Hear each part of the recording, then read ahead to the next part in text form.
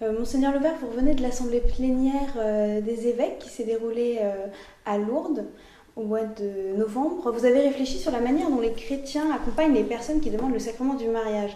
Quel était un peu le contenu des échanges que vous avez eus lors de cette assemblée? Oui, ils ont été d'abord très très riches. La première chose qu'on a dit, c'est notre admiration, notre encouragement pour toutes ces personnes, prêtres, diacres, religieux, religieuses, laïcs, qui se donnent à ce beau ministère, à cette belle mission d'accompagner des jeunes, ou des moins jeunes d'ailleurs, en tout cas des fiancés, dans ce travail pour construire leur vie de couple. On pense qu'aujourd'hui, c'est très important qu'au sein de ce parcours, de ce cheminement vers le mariage, les accompagnateurs puissent témoigner de leur propre foi, dire qu'est-ce que ça change à leur vie, pour eux, à leur vie de couple, puisque en général ce sont des couples qui préparent d'autres couples, que de croire au Christ. On a parlé aussi de la place très importante de l'Écriture sainte au sein de ce cheminement. Parce que si on veut que les fiancés puissent découvrir un moment le Christ, il faut prendre les moyens de la découverte. Et les moyens de la découverte en particulier, c'est cette confrontation à l'Écriture sainte. On a parlé également de la rencontre de la communauté chrétienne. Est-ce que des fiancés la rencontrent? Comment? Et est-ce que la communauté rencontre les fiancés? Ce n'est pas simplement quelques groupes de chrétiens qui s'occupent des fiancés. On a parlé de la prière, on a parlé également du nombre de moments de rencontres. C'est-à-dire qu'aujourd'hui, les évêques de France, depuis longtemps, disent qu'on prépare le mariage sur un an, mais faudrait-il plus de rencontres? On s'aperçoit que les fiancés sont en général très demandeurs, parce que ce qu'ils ont avec nous, eh bien, il y a peu d'endroits où ils peuvent le faire ailleurs dans la société. C'est temps gratuit d'échange, etc. Et on a parlé aussi d'une chose très importante qui se développe aujourd'hui. Un des points majeurs quand même de ces fiancés, c'est quand même la recherche du bonheur et du bonheur en couple. Une des portes d'entrée de ce bonheur, c'est aussi tout ce qui est la sexualité, tout ce qui est aussi le rapport des corps et des âmes. Et nous avons un trésor magnifique aujourd'hui dans l'Église, grâce au travail du pape Jean-Paul II, sur la théologie du corps. Comment cette théologie du corps peut aussi être intégrée à frais nouveaux, de manière plus belle encore, dans ce cheminement. Voilà. Alors on n'a pas travaillé sur comment il fallait cheminer, ça c'est une autre question, mais en tout cas, y a-t-il des grandes lignes qu'il nous faudrait aujourd'hui mettre en œuvre avec la nouveauté de notre monde. Les évêques de France veulent aussi que l'Église contribue à une meilleure éducation affective des jeunes. Pourquoi, en fait, vous avez discuté de ça et de quelle manière? Bien, ça va d'abord, c'est lié au sujet précédent. Un des grands drames aujourd'hui des jeunes couples, ou des couples en général, c'est justement qu'ils n'ont pas eu d'éducation à l'affectivité. Et donc l'affectivité, c'est pas rien, c'est quelque chose de très fort. Et on s'aperçoit que nos jeunes aujourd'hui n'ont pas d'éducation à l'affectivité. S'ils connaissent de l'affectivité, et en particulier de la sexualité, qui est un trésor magnifique que Dieu nous a donné, non seulement être limité, mais en général, c'est ou bien par quelques expériences qu'ils ont eues très tôt, ou alors, malheureusement, à cause de films érotiques ou pornographiques qu'ils ont vus. Ça, c'est un constat, c'est pas nous qui le dénonçons, c'est un constat. Et donc, on s'aperçoit que ces jeunes sont dans une grande souffrance.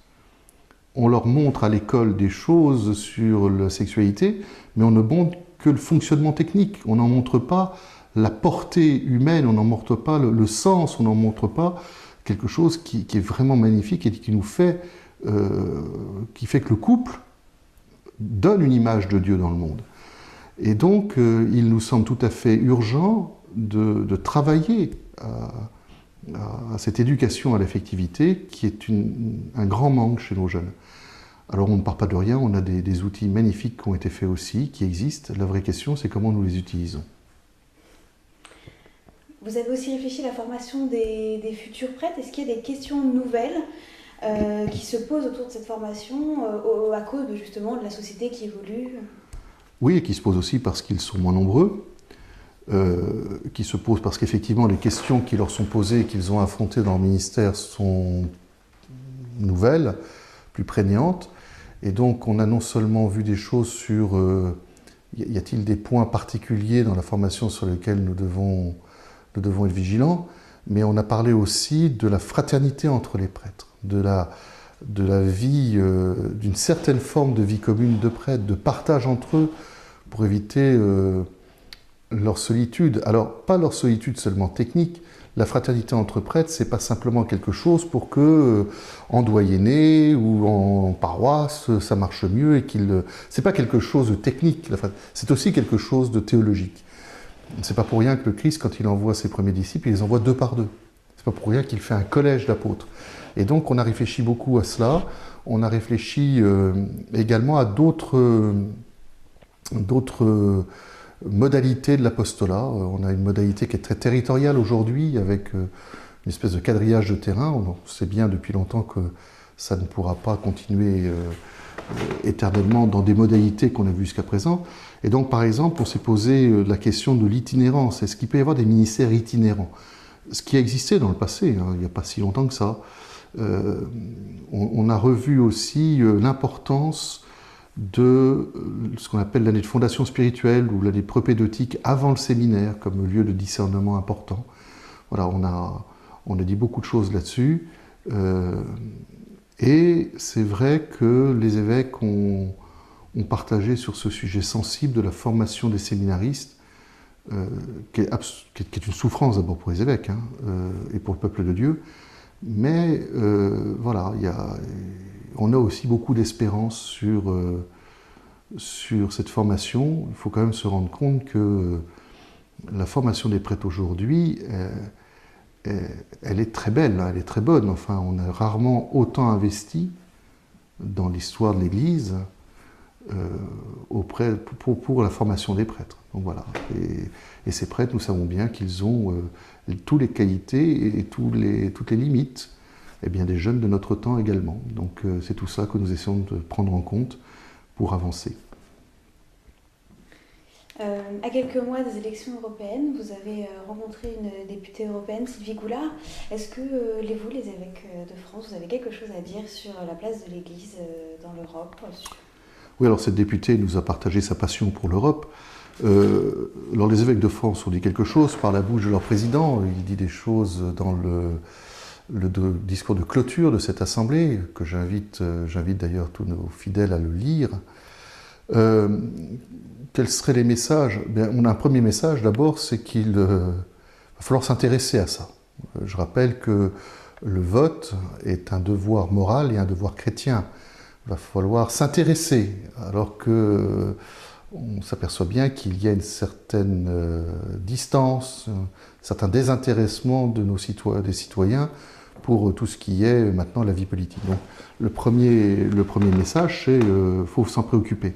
Le deuxième message, c'est nous avons redit l'importance de l'Europe, c'est-à-dire qu'il est illusoire de croire qu'aujourd'hui nous pourrions vivre chacun dans notre coin sans travailler les uns avec les autres. Et donc nous avons attiré l'attention sur un nationalisme qui pourrait être difficile et qui pourrait empêcher justement ce travail de la communauté humaine qui est dans l'Europe. Et c'est pas là encore seulement, nous avons attiré l'attention pas seulement sur l'aspect de fonctionnement de l'Europe, mais sur le sens. Voilà, nous sommes pour les nations, pour les pays. Les pays ils sont ce qu'ils sont et ils continueront d'être. En même temps, on rappelle que le genre humain dépasse les frontières et que la solidarité entre les êtres humains est plus grande que simplement nos préoccupations de chaque pays. Et donc, il y a quelque chose qui se joue dans l'Europe et on aimerait que nos concitoyens s'en préoccupent, le regardent et ne s'en désintéressent pas, ou bien comme une espèce de superstructure qu'ils subiraient et sur lequel il n'y aurait rien à dire et qui gouvernerait à leur place, ou alors comme quelque chose qu'il faudrait démolir pour retourner à un nationalisme un peu exacerbé. Voilà, donc on est en train de dire, mais regardez de près, c'est quand même pas rien l'Europe.